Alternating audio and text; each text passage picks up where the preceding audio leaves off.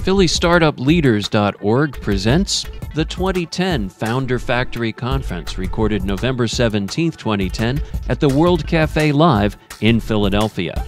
Brought to you by Morgan Lewis, providing comprehensive transactional, litigation, labor and employment, and intellectual property legal services to clients of all sizes, from global Fortune 100 companies to just-conceived startups across all major industries. On the web at morganlewis.com.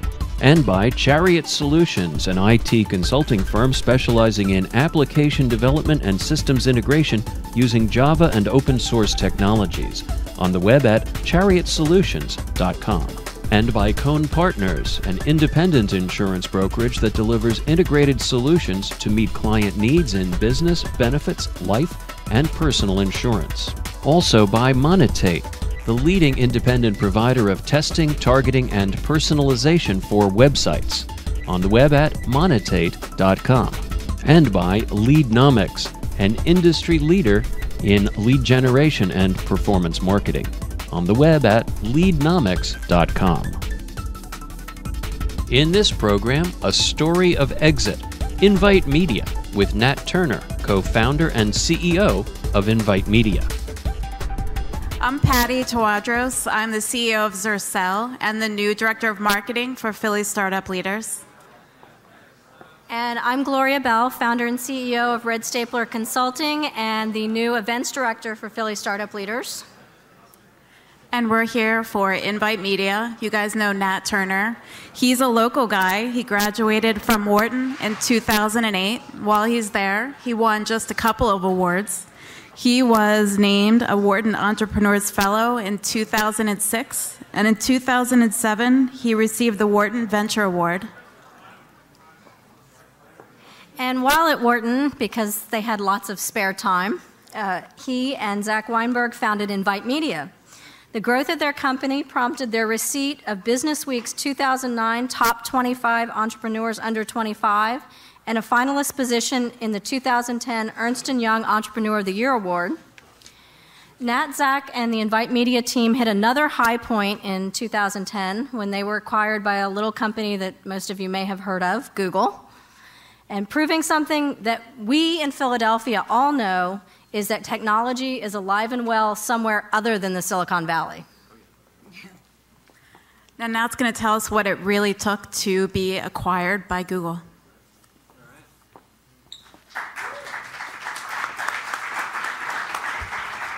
Can you guys hear me? All right. Well, it's good to be back home, kind of. So what I'm going to do, I kind of put this together during the week. It is a walkthrough of Invite, our story. It's about a 3-year journey. I'll walk through the background of that.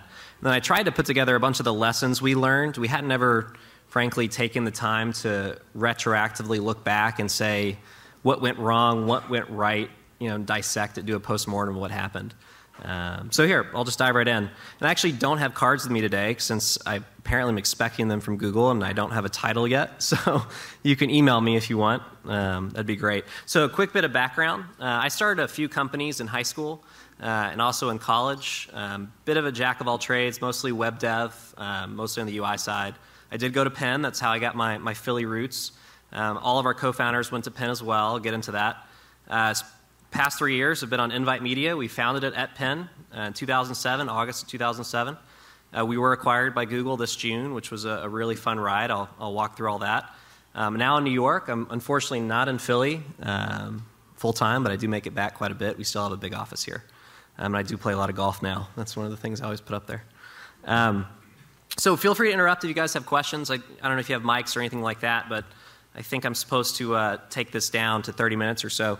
This is a first picture of the Invite story. This is actually our first office in Northern Liberties. We couldn't afford shade, so we used our aerobeds for shades to block the sun. We didn't have air conditioning, and we actually I didn't put a picture of this, but we all worked shirtless for like 2 months. That desk is actually Jack Abraham's desk, who founded a company called Milo.com, which is also doing really well. We shared office spaces for 2 years. We actually had at one point 20 people crammed into about 600 square feet of space. And we almost got shot, actually, in Northern Liberties. We got mugged multiple times walking in and out of that office, so we don't have that anymore. But that's the context of Invite. That is where we started. So we were founded in Northern Liberties. And in one sentence, here's the one-liner. We're a cross-exchange software platform for ad agencies to buy and execute media online. We're very much like E-Trade for financial markets, except we're for online ad exchanges. That's exactly what it is. So here, let me walk through the story, and then I'll dive into the lesson. So we were founded in April of 2007. We got started officially in August, though, when we first formed and got our office. We raised 300 grand. We tried to fit more text on here, but I couldn't. We founded I think we got 300 grand from a hedge fund guy who knew nothing about what we were doing. In fact, it was a completely different idea. He just liked the fact that we could build a demo, which is all we had. We did open our first office in Northern Liberties. First 15 engineers were our first hires. It was Zach and myself who were kind of technical, and then 15 engineers, so it was a very goofy office. We pivoted, I think, 3 total times. Gil Beta, if you're in the room, will remember that. He famously called us the shiny object kids, which I will never forget. We raised 250 grand from first round capital and $1 million from Genicast and Comcast. And then we opened our first office in New York. That was when we first realized that ad agencies, unfortunately, aren't located in Philadelphia. They're mainly on Madison Avenue, so we had to start an office. We launched the company, the first platform, actually, in January 2009. It broke. It was so bad, we had to refund our customers their money for like 3 straight months. It was a disaster.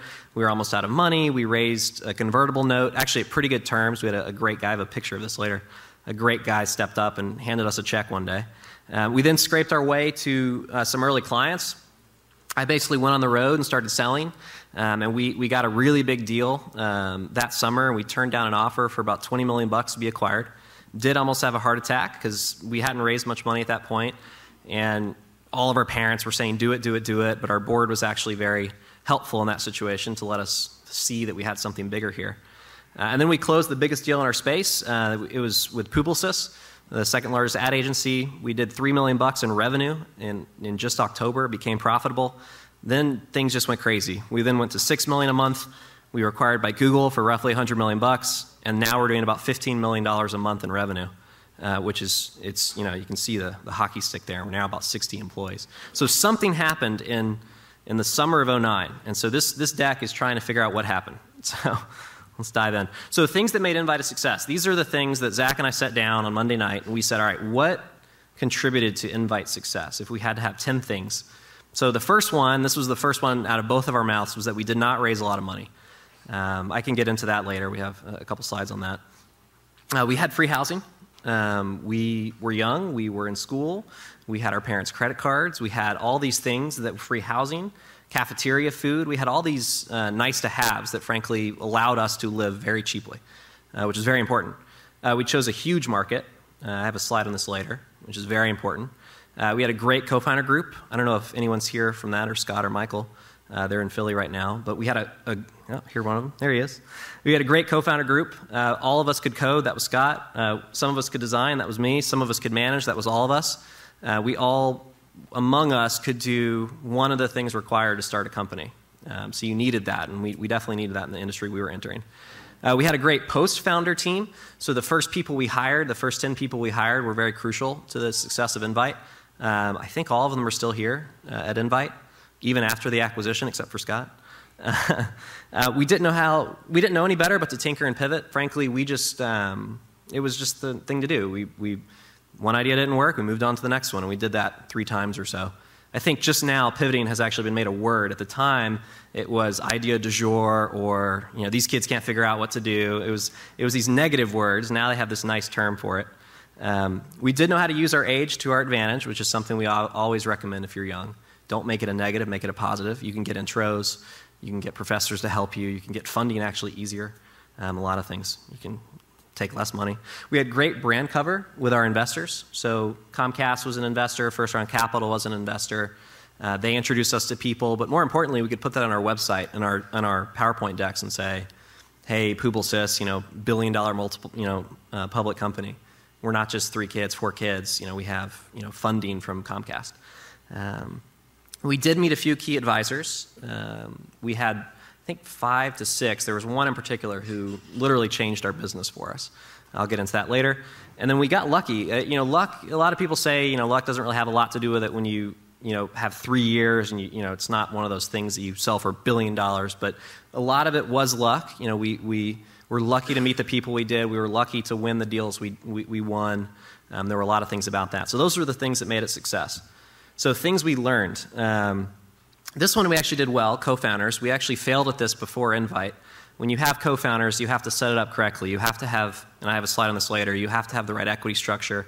You have to have vesting. You have to have all these things to make sure everyone's in the same boat, and you protect for the downside. We also learned that the idea that you start with is never the idea you end with.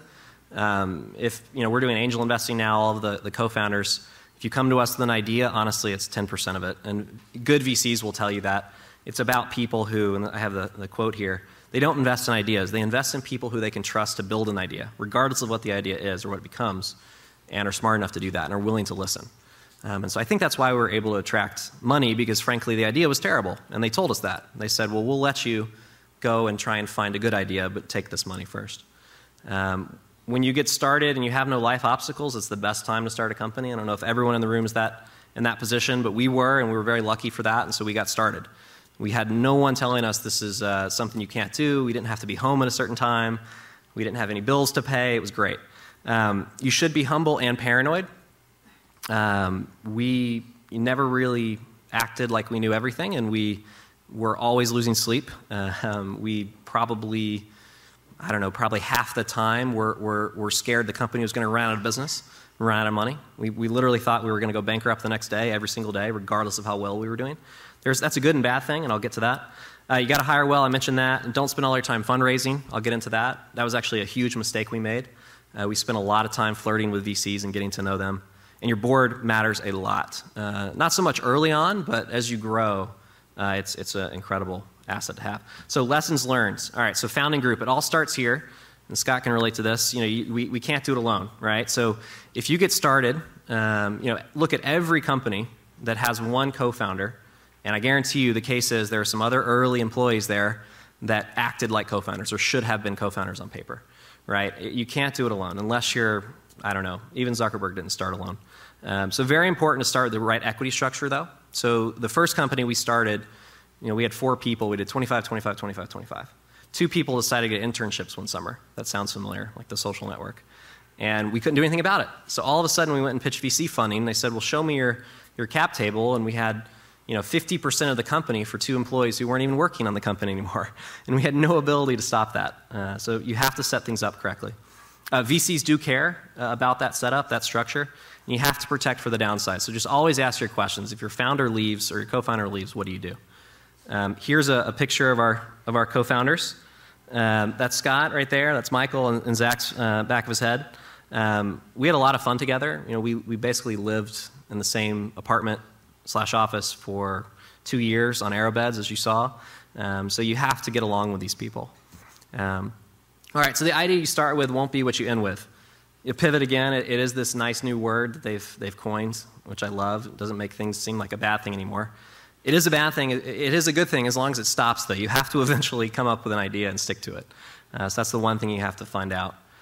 Business plans don't matter in the beginning, but so the goal is, and this is something one of our advisors told us, in the early first 2 years, honestly, of Invite, I would pitch someone and it'd take me 5 minutes to explain what we did. Right? And someone set me down. His name's David Rose, if you know him. He's called the pitch doctor, pitch coach. He said, if you can't explain to me your business in 10 seconds, you're going to fail. And so from that point forward, we got on a whiteboard, we created these docs, and we just tried to figure out how to get the Invite pitch creamed down into 10 seconds, 1 sentence. And it actually took a lot. It was a really cool exercise because we realized all these things we didn't need. But then we could actually go to customers and VCs and say, hey, this is what we do. And what came of it was the word demand-side platform, which ended up forming our industry, which is now probably north of $500 million just on companies like us in less than 2 years. And smart investors know this. Josh Koppelman, who is one of our investors, and Chris Freilich, they will constantly beat this over your head. If you can't figure out the idea you're doing, pivot, find the market, and I'll get into that.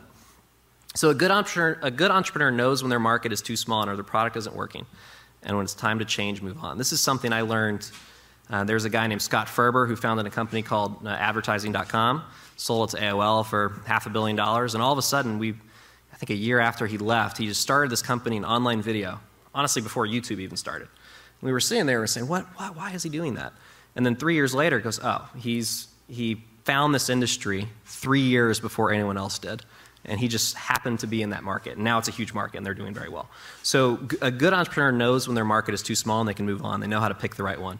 This is actually a screenshot of one of our early whiteboards. It's probably hard to read from down there, but we interviewed customers, and this is actual things that they wanted. We just went to advertisers and said, tell us 10 things that you want, right? What are your pain points? What can you do better? So you can see here, want to increase inventory, wants to monetize ad inventory without losing page views, wants users, you could just see all the different things that they want. And so we tried to interview all these clients and find patterns, right? We tried to find, all right, this agency wants this, that agency wants that, and tried to figure out patterns, and then we could build products off of that. So you have to pick a huge market. Your idea is only going to be as big as your market. This was the problem we had in our first idea, is it was focused on video ads to local businesses, right? The market was small there. No local, mom and pop shop was buying a video ad online. It was a $0 market. The company we had before Invite was an online food delivery website focused to college students. It could only be as big as the number of college students in America, right? Unless we found ways to expand it. So you have to pick a market that's huge and has high stakes. Josh Koppelman always says, don't try and create a new market. We tried early on and failed, and then you find a market that's existing but needs fixing. So here, and I think the most important variable is market. This is a quote that VCs always say. They'd rather have a subpar team in a hot and growing market than the opposite. It's actually probably true, because if the market's small, the company's not going to do anything. It's just a variable you have to have there. And again, good entrepreneurs pick good markets, so you have to pick the right market. Here's the online display ad market. I just wanted to put this slide in. We saw this. This is actually from today. This was published today. This is showing that in 2010, it's actually a record amount of money being spent on online ads. When we started, it was right here, thereabout. And one of the things that we noticed in this industry was that a lot of the other ad industries were actually contracting at the time. In 2007, TV, radio, print especially, they were contracting. And the dollars, advertisers want to move dollars somewhere, so you have to kind of get where the dollars are moving. And that was the market we chose. Don't raise a lot of money. So this is a huge, again, this is the number one thing that we attribute Invite's success to. We only raised $4 million. We had $2 million left in the bank from that fundraise when we were required. There's a lot of ways that you go about this. The more you raise, the more you have to sell for. That's the problem, right? So I can name 100 companies in ad technology. There's actually a joke right now. There's more VC capital in our industry than there is dollars being spent by customers on those companies, right? So you see that and you're like, what? Something's wrong. And it's true. I mean, you have a company, a competitor of ours has $100 million in funding. And we're twice as big as them, and they have 3 times the people, twice as big in revenue, and they have 3 times the people, right? So there's a lot of things here, but if you raise less money, you have optionality, right? You can hear an offer out for $20 million. Maybe that's the right thing to do, right? So it keeps optionality open. It also keeps you having more control of the company. It lets you not go out and whore yourself out to VCs and spend all your time doing that and have a 19-person board and lose control that way. And it's very time-consuming and distracting. I'll get to that. That was a big mistake we made. We survived it, though. All right, so when should you raise money? This is the mantra we took in the last year, only when you absolutely need it. If you're starting, if you have a prototype that actually has value and you need to scale it out, maybe you need salespeople, right? So Yodel, a company I was involved with early on, had to have local salespeople. Salespeople require money. They had to make an investment there. That's fine. But if you're taking money just because you want money and you need to prove to your mom that you have an actual company, it's probably not the right thing to do. The one thing I will say is that in this Invite, it really helped. It gives you brand cover. So if you're selling to a major ad agency and you're not funded, you're probably going to be handicapped there. The fundraising process, this is what we learned. VCs and angels are inundated with pitches. They've probably heard your idea 3 times a week. No question about that. It's not always about your idea. They just may not like the shirt you're wearing that day, and they just say no. It can be a very long process. I think one of our funding rounds that we didn't even close took 6 months, and you're flying California, Sand Hill Road, completely and utterly distracting. And the last point, we're pretty blunt. This is true. There's so many VCs who just want to be entrepreneurs, and they try and live vicariously through the entrepreneurs. They think they can help, but they actually detract value. And you have a lot of these guys trying to impart their wisdom on you, who have an MBA from somewhere and never once worked at a startup. And they may be able to tell you the silver bullet for your sales and marketing plan, right? Doesn't calculate it, doesn't work like that. There are some exceptions to that, but for the most part, look for former entrepreneurs as VCs. This is from the first month of our operations. We decided to fly out to Sand Hill Road and meet with some VCs before we had a product, because we thought that's what you were supposed to do. And we were there for a week, and we got nothing done. And that's a picture of it. All right, so questions to ask yourself. So this is all about fundraising right now. So what is your trajectory? So Josh Koppelman, I probably reference him more than anyone, he has this thing called no exit, right? So every stage you go through, right, you have exit opportunities. They always say, a $20 million company or a $500 million company turned down a $100 million offer. A $1 billion company turned down a $500 million offer, and so on, right? So there's these, hopefully, if you get there, there's these points. There are these points where you have to make decisions. And if you raise too much money, one of those points may not be an option, and all of a sudden you're thrown off course. So you have to look at your trajectory. So what paths do companies in your industry follow? Are you starting a Facebook application? What's the most a Facebook application is sold for? You have to look at those kind of things. And can you bootstrap it? What do you need to get to the next phase? Right? That's the question you always have to ask yourself. Don't raise money to fund it for the entire life of the company, right? Because then your valuation is low today. It could be higher in a year. Just get to the next phase. If the next phase is 1 million users, great. If the next phase is profitability, great. Get to those inflection points. So after you know what you need, again, I mentioned this. We were so bad at this early on. We didn't do a business plan, but our deck was awful. It was like 45 pages. Focus on a demo. Just walk in, give a demo. That's what we did after about the first year. Even our client meetings, we didn't have a sales deck. We just walked in and said, here's our platform. What do you think? And then identify a hit list, get introductions. You have to be organized. Invite, we were taught this by a few of our board members. We had an Excel sheet. I still have it. I actually share it with some companies I advise where we had 100 VCs on it that we had conversations with. We had them tiered, A, B, and C, likelihood of interest, where they were located, their track record, all that kind of stuff. The goal of the process, figure out what you need and get out as fast as possible. I'll just breeze through that one. It's pretty obvious. Very few, I'll breeze through this again. Very few, this is something we learned. Give a quick no. They love preserving the option to invest in you. So they'll just keep waiting and they'll never actually say no. Some VCs have adopted the no, will tell you no. But a lot of them, and this, I think 90% of our VCs that ultimately did not want to invest, we had to explicitly ask them, are you going to invest in us? And then only then did they say no. So you really have to be careful. All right, so be upfront with your intentions. This is something we learned that was really big for Invite. Manage the process. I see a lot of entrepreneurs, and we did this, go into these VCs and they're just completely beholden to the VC, right? They say, they give the pitch. They say, well, what do you think? Are you interested? And they let the VC run the process. Turn it around, right? You as the entrepreneur can go in and say, all right, for the next 2 weeks, I'm having intro meetings there's a trade-off to this, which I'll get to. Here's the process. I'm going to accept term sheets between this date and that date if we like what we see. I don't really want to have a meeting after this date. This is what we're looking for. No, we will not relocate to Mountain View, that kind of thing. Little known secret, this is something Fred Wilson talks about. VCs need you more than you need them, right? VC funds cannot have returns in their funds. VC funds can't unless they have entrepreneurs that sell their companies.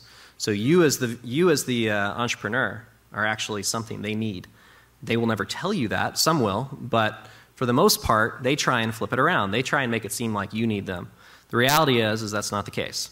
So the trade-off, though, is that overconfidence will kill deals, right? If you walk in and say, well, we're the best thing since sliced bread, and you'd be lucky to invest in us and all this stuff, you will kill the deal, and that's not a good thing. So you have to find a balance. But the reality is that you have the leverage in these situations. Just know how to use it. Manage the process, create buzz. You guys probably already know this kind of stuff, but you got to move the process along. We always like to say VCs and investors are like high school girls, and I apologize for the VCs in the room. And this is not personal experience, but if one likes you, they all do. So, in high school, the joke was, looking back, just pay one of the girls to like you, and then all of a sudden everyone will, right? In VCs, get one term sheet, and all of a sudden every VC wants to give you a term sheet. So you got to get one person across the line is the idea. So really focus on getting that first person across the line, and then great things happen. Same thing works for M&A. All right, so what's an investor looking for? Talented team, magnet for resources, someone that's technical, or a team that's technical, can build product. A lot of this is straightforward, but the key there I want to point is number 3, that you have to be willing to listen. We learned this feedback the hard way. All right, so moral of the story, one thing we always talk about, kill 2 birds with 1 stone, go after angel investors. Invite did this a lot. We had, I think, 15 angel investors when we were acquired. Probably 7 of those were also technically advisors. They happened to be rich as well, so they gave us money. And so you can kill 2 birds with 1 stone that way. So I think I have a picture, yes. So this is Brian O'Kelly on the right. He was by far and away our most valuable advisor. He's now a competitor of ours. But he is extremely rich, and we said, wow, you are so smart and you're so rich. Will you not only invest us, but will you give us a check? And he said yes. And that is actually when he wrote us the first check. It was like 75 grand or something. And little did he know, but he was also signing up to be on our advisory board, and we were in his office actually probably full-time for a year. So very key to do that. All right, so what happens when you have a board of investors? These are 2 cartoons I love. All right, so the first one, everyone here, good. Meeting topic, set world record for shortest meeting. All in favor say aye. Ayes have it, meeting over. Right? Board meetings take a long time if they're not managed correctly, so you can avoid that. The one on the right, I've got a board meeting in 10 minutes and I can't find my hidden agenda. Right? This stuff is true. I mean, you have entrepreneurs, you have VCs, you have everyone not being transparent and having all these things on their hidden agenda that you have to manage and get out front. You have to have a very open board. There's actually been a lot, I'm happily surprised, there's been a lot of blog chatter and posts lately about how to run a good board meeting, how to have a good board. I think the Return Path CEO put some stuff up on that. But this stuff is extremely important. So this is my favorite quote. The average length of a marriage in the US is shorter than the average length of an investment made by a VC. Right? So you're signing up for a marriage when you take VC money. All right? So it's true. So you have to treat it like that. So this is something that we learned through and through. So by definition, VCs are diversified and you're not, right? Look at us, our founding group. We were 22. We had no money in the bank account, and Invite was all we had, right? We had our equity in Invite. That was it. Our VCs, even though they're great people, had 50 other companies that they had on the docket. They had all these bets that they were hoping that at least one would go through. So they could make a diversified portfolio decision. Invite, the second we got an offer from a company to acquire us, we were like, show me the line that is dotted, right? I mean, we were so fast to react to decisions, and it influenced how we made decisions, frankly, because of that, because we weren't diversified. There are ways around that, which I can get into, but just make sure the VCs you're signing up for. We turned down a VC very far in the process. It turned out that they just refused to sell companies that didn't have an offer for under, I think it was like $500 million. So they said, if you're not going for the home run, it's not going to work, right? So think of that. How few companies, I have a slide on this later, sell for $500 million. Our goal was to listen at every inflection point, as I mentioned. If we had taken that VC's money, they would have probably vetoed that deal at the board level. So you really have to know who you're getting around. Founder-friendly VCs are crucial. Boards, in general, they can be extremely helpful. Once your idea is formed, that's the key. If you're really early and you don't have anything, they can kind of get in the way. But once you're growing, they can really help. They're really helpful when things get serious. And you can always say, sorry, Google, that's not enough. The board says no. Right? You have that bad cop in the background you can blame at all times, which is great. So you can let them take and fall on the sword. But again, if you have too formal of a board too early, it can really hurt. So something to keep in mind. Yeah, there are horror stories of boards vetoing M&A deals. I've heard of one recently. Moral of the story is get a good board. Take it seriously. So control the board. This is the last thing on investing and what we learned from Invite. VCs and board members don't want to be involved unless they have to, for the most part, right? They get involved. They're your best friend, but they're your worst enemy whenever things are going bad. They're quick to be involved when things are going poorly. So you have to manage board meetings well. Keep them updated. We had weekly calls with our board members, investors, saying, just so you know, here's how the performance is this week, this month. You keep them updated. There's no surprises. You should never have a surprise at the board level. That's when the hidden agendas come in. That's when all of a sudden you go into a meeting and they say, well, we think you should be replaced as CEO or something like that. All right, so hiring is crucial. So this is a big one for us. Again, we hire Invite. We were founded in Northern Liberties. Philly at the time. If we had a meeting like this 3 years ago, there would have been 20 people at it, if that. Now it's bigger. But 3 years ago, when we were starting, we needed 5 people. We were in Philly. We were in school. We couldn't move. So we had to spend a lot of time hiring. We sponsored events. We paid every recruiter on earth to go out and scour the land for us. It was tough. But when you find someone who's interested, you have to take it seriously early on, because if you hire a bad egg early on, that's just like having a bad founder, right? So have everyone meet them. Have your board interview them, right? PSL is great. These groups are great. You can have a group, have 3 people you trust who are running other startups meet your first hire, right? Have a lot of people vet your first hires. It's something we actually failed at. We had a few early employees who we had to end up letting go. It was very painful. Make sure the rhythms match. This is something that Jerry Colonna talks a lot about, Ben Horowitz. You have to be in a similar life phase. A person came to us recently wanting to have angel investment, and his co-founder was not willing to quit his job at Morgan Stanley. It was working from 6 p.m. to 3 a.m. each night, so he was moonlighting. Yet his other co-founder was completely full-time and dedicated. So how do you think that's going to happen in 6 months, right? One of them is going to say something's wrong here, and things may collapse. So you have to be in a similar life position. Look for red flags early. Again, if you start seeing things like different work ethic, anything that is throwing things off balance for you, you have to move and fix it quickly. Here's a picture of Scott, and one of our early employees who is still with us, who was by far our best hire on the engineering side. This is an example. We had employees give up their salary for equity. We had an equity trade-off for salary at one point, because we were running out of money, and like half the company took it fully, and the others half, reduced their salary by 25%. We had them, sleeping on aero beds at our office. So it's a good and bad thing, though. For us, we were known as kind of a fraternity. The average age of the company was 23, and even when we were acquired, right? And so it's a good and bad thing. If we're trying to grow, clearly we'd have to hire some more experienced people at some point. But early on, we were all in the same life phase, so we were able to really ramp things and really not get in fights. All right, so losing sleep is a good thing. I'm trying to finish this up quickly.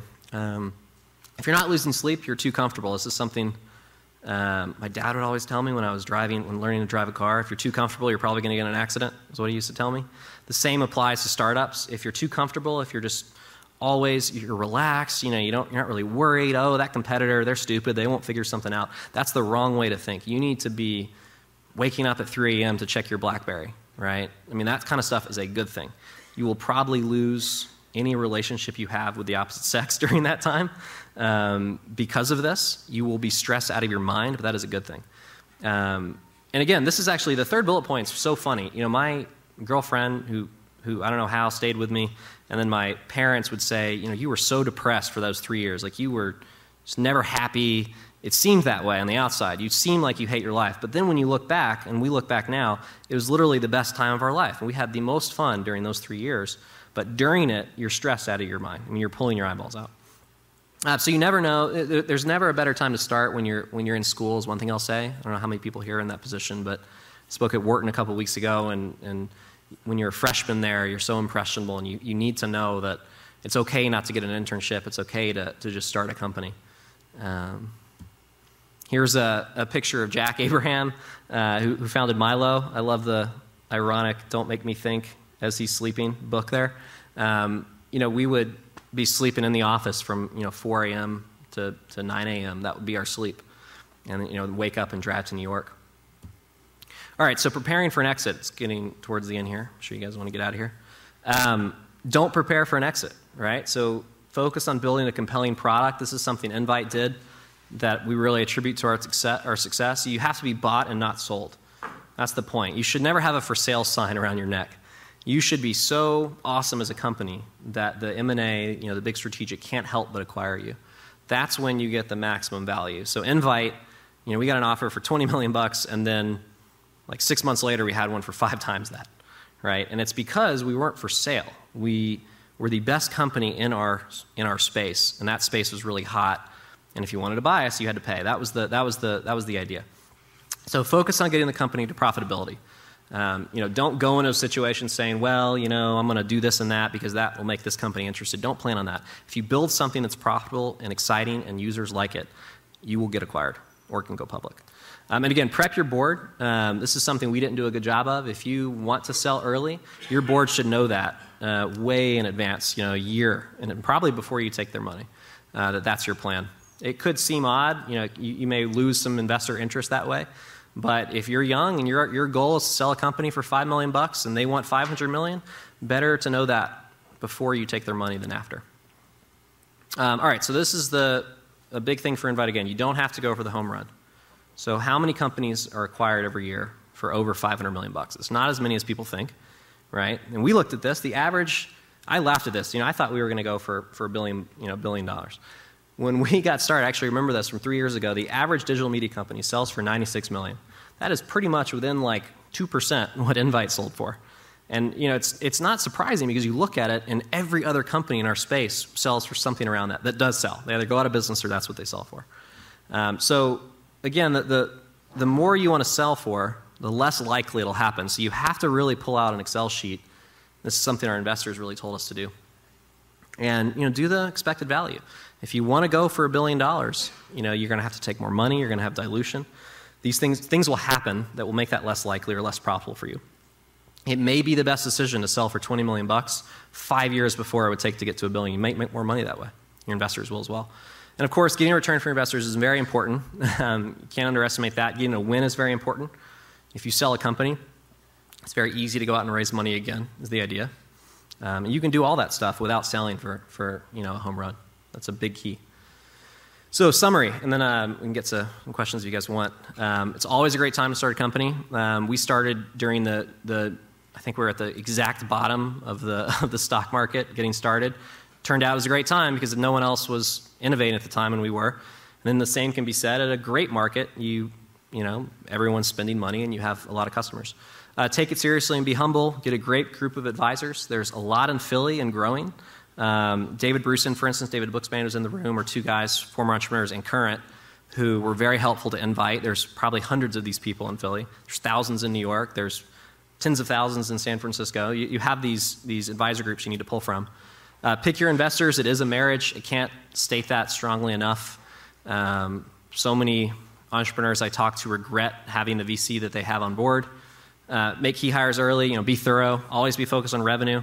And the best way to gain leverage is to build a great business that they can't help but invest in or acquire. And that is it. Oh, this is my last, my favorite tweet lately. So if you're nervous about starting a company, don't be, because in 5 billion years the sun will burn out and nothing you did will ever matter. So that helps. But yeah, feel free to email me if you ever want to get together. And thanks for the time. Hopefully that was quick enough. You can keep talking. They're fractured. Look, no. Well, that's it. Any questions or?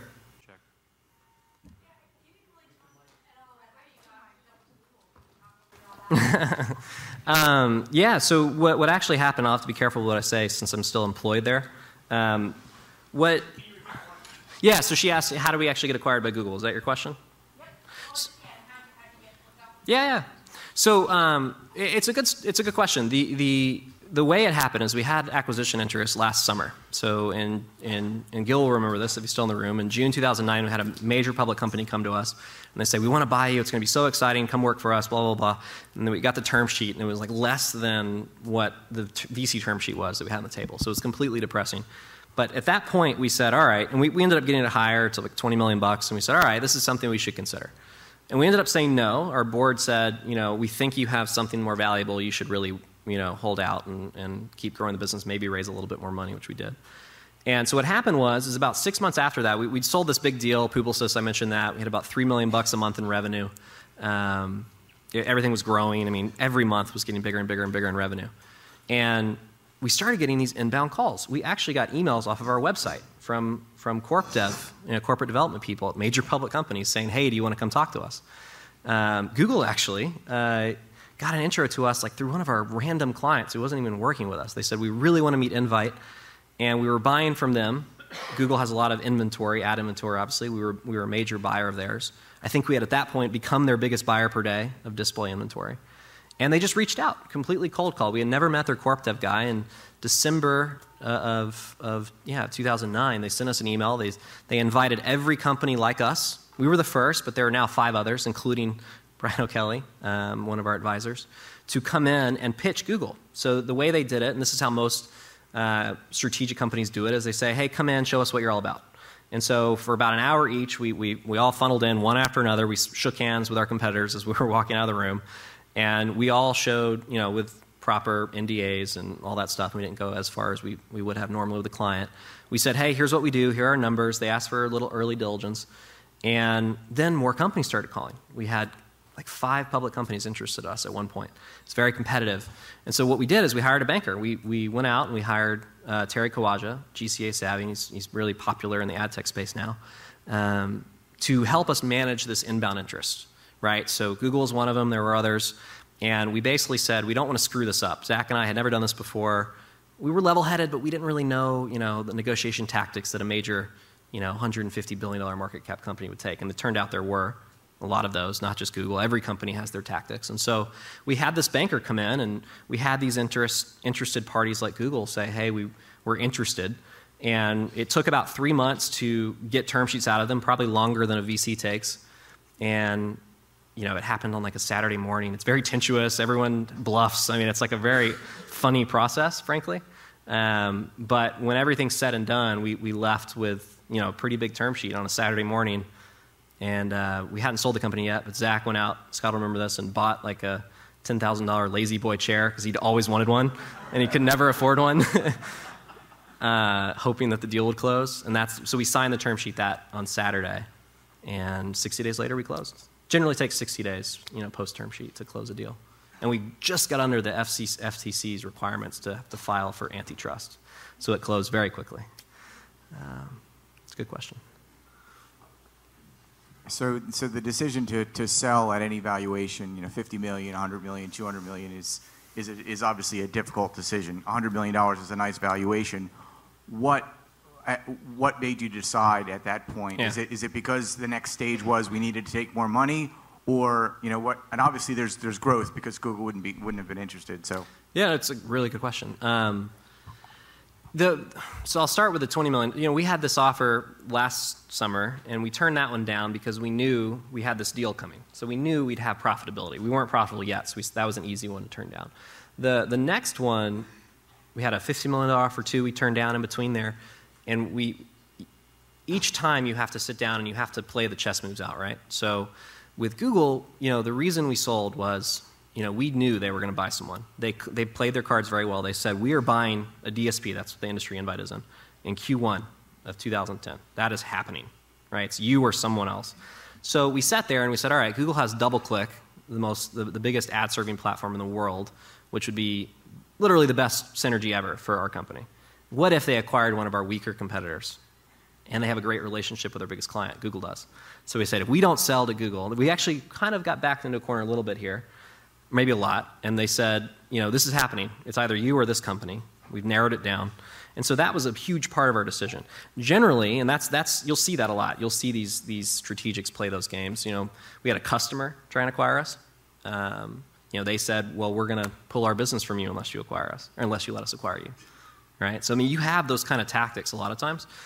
Generally, what you have to do is you have to bust out the spreadsheet and say, how much money do I need to raise to get to the next phase? How much dilution will occur? How much will our employees take a hit? How much will our investors take a hit? And we did this as well. Will we think, the average digital media company sells for $100 million. Do we think there's a $500 million opportunity there? And if so, how long will it take to get there? And then how much dilution, all that stuff. So you really have to play. The biggest thing for us were the strategic chess moves. So forget all the money we'd have to raise. We were profitable. Forget all that stuff. What would happen that would reduce our chances of being acquired? We legitimately thought that, and it's probably true in hindsight, that if we didn't get acquired by Google and our competitor did, we would not have another chance to be acquired. And actually, since then, no other company in our space has been acquired. It's a small amount of time, but generally you see these knee-jerk reactions. But it hasn't happened yet. Because all these other companies who were trying to acquire us, we were cheap compared to our competitors. Our competitors, I mentioned earlier, raised hundreds of millions of dollars in total. So they can't sell for what we sold for. So now the market cap is set, right? DSPs are worth X. So no other one of our competitors is under X, so they're not going to get acquired anytime soon.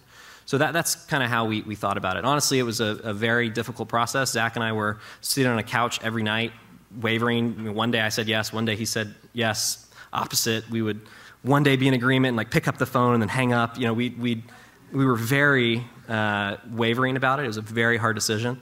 And having the board and having the banker involved to keep us level-headed was pretty important. So how did you guys form the team, and what was the main impetus for starting the company? Clearly, it wasn't the time where everybody had seen the Facebook movie and is talking about starting a company. So we had it's a good question. So Zach and I just knew, we met freshman year, we started a company that failed. We sold it for what we put in, basically, and didn't really get large. So we just knew we were going to start another company.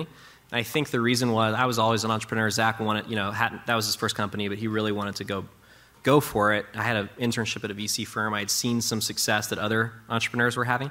So it was kind of a given. So Zach and I were starting, right? And we joined a underground group of entrepreneurs at Penn. There are not very many of them, frankly, back then. There was like 10 of us who would get together, every Wednesday night and just talk about ideas. Scott was in that group. Michael, our other co-founder, was in that group. And literally each meeting, we'd take turns. We'd pitch ideas we had. And Zach and I were working on this video idea, the first idea we had, that we pivoted from. And Scott was the first to kind of step forward and say, in this group, this sounds interesting, let's do it. I think you made that decision in the shower when you called me. And what happens is, it's serendipity. You happen to be in these rooms with these other entrepreneurs that you get along with, and you just say, hey, let's do it. Right, and we just got started working the next day even. And we then drove to New York 7 days later and raised money. So you have these situations where we knew we needed some technical talent. I could design, but I couldn't code, right? Zach could, we didn't know what he was good at yet, but he turned out to be very good at management and engineering management and selling as well. So we knew we had these weaknesses, so we joined these groups to find people who could add that talent to the founding team. And then our fourth co-founder, we realized we didn't have enough technical talent, so we brought in someone else. And it's the one word to describe it, serendipity. I mean, you have to know what you want and just happen to be in the right place at the right time. Can you talk a little bit about your experience with finding angels for that first 300,000 you pulled? Yeah. Also, how or where you met them, and just about that process a little bit. Where we met them, is that what you said? Yeah, like how and where. It depends on the angel. With our first angel, he had an analyst happen to speak at an entrepreneurship class that one of us was in. So we just drove up and met him, and he turned out to be the godsend, right, that angels are. Nowadays, and starting to do some angel investing, the way you do it is things like AngelList is really, really cool. Things like Founder Collective. You have these angels that are now teaming up to make investments either as a group or just as a deal sourcing mechanism. And you have these really, good, like Brian O'Kelly, these people who have done it before and have a lot of money who can step forward for you. And you have to have a lot of meetings. With Invite, we would, generally every meeting we had, we'd ask for like 3 intros. So this guy we meet, then 3 people, and then 3 people, and 3 people. And ultimately we met the people we needed to. We were lucky in that we were hooked into First Round Capital. First Round Capital knows a lot of angels. They co-invest with them, with their other startups. They have these CEO summits where they just get all these VCs and angels together in one big room. So we went to all of those. We didn't really do the Ben Franklin, those kind of incubators or, programs, right? We got a grant from Wharton, which helped. They kind of were an angel to us in that respect, in terms of money. It was mostly about just super, super networking. I remember, we met our first angel through that class and just sent him an email and said, you're a hedge fund manager. Basically, in no few words, we said, you're a hedge fund manager, you probably have money, do you want to meet with us? And that's kind of how we played it. And he ended up liking the fact that we had passion and all this stuff and gave us money. We have time for one more. So pick the lucky winner. How about that guy? Yeah. It's very eager. So now we've all seen the Facebook movie. You talk about bringing in early people. Were you ever worried about anyone kind of encroaching on your idea, or what did you do to cover yourself to make sure that nobody would try and make a run for it? People who didn't work for us? People who did work for you. Who did like work people who you discussed your idea with? we had, Josh told us early on, he said, don't be worried about, assume everyone in the world knows your idea, is what he told us at one point. Like, just assume it's all about execution. So we actually didn't really care if, we freely talked about it because we knew how hard it was to build. It turned out that only 4 specific people in the industry could figure it out ultimately. So what I would recommend, though, is you do have to be very careful with that. I mean, we had a good lawyer early on that we got NDAs with, that we cookie cut it. We had everyone sign, even potential employees that came in that we interviewed. We would show them problems we were having on the engineering side and said, please fix this for us on the board, and if you succeed, you have a job, that kind of thing. And you have to be very careful, and non-competes are important. I'm actually not a fan of how San Francisco, California has, non-competes aren't enforceable. We were very worried. Actually, it happens all the time in ad technology specifically. People leave and just start companies just like you. We were very adamant that if you're coming into Invite, this is a long-term commitment. So you have to do things like, vesting on equity, make sure your IP is covered, anything someone does for you is covered. Again, the biggest thing there was we got a good lawyer early on, actually Morgan Lewis, I see Jeff over here, who helped us set up those agreements pretty early on. I wouldn't be worried about it, though, honestly. The more you talk about your idea, the more advice you get. Assume everyone can do it. It's all about execution. We don't want you to go, but I think it's time to give Nat a round of applause.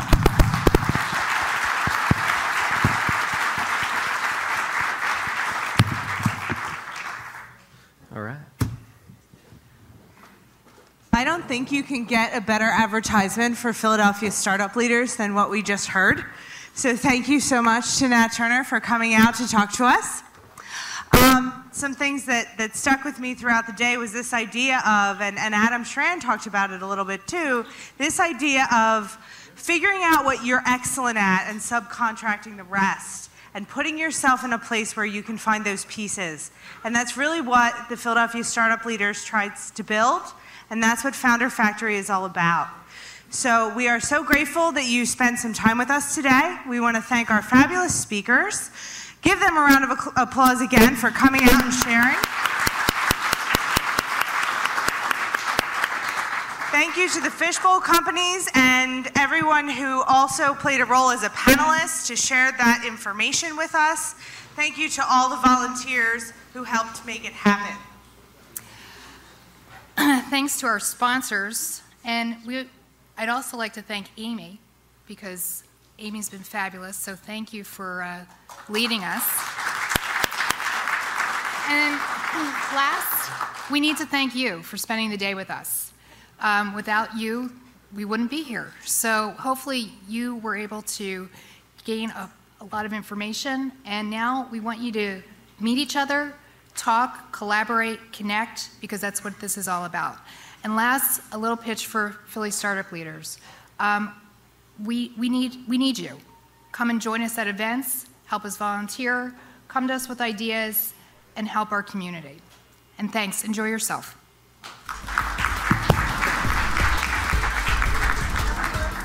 We hope you enjoyed this program from the Founder Factory. For more information, visit phillystartupleaders.org. We produce this program in the studios of Professional Podcasts in Cherry Hill, New Jersey. For everyone at the Philly Startup Leaders and Founder Factory, this is Steve Lubetkin.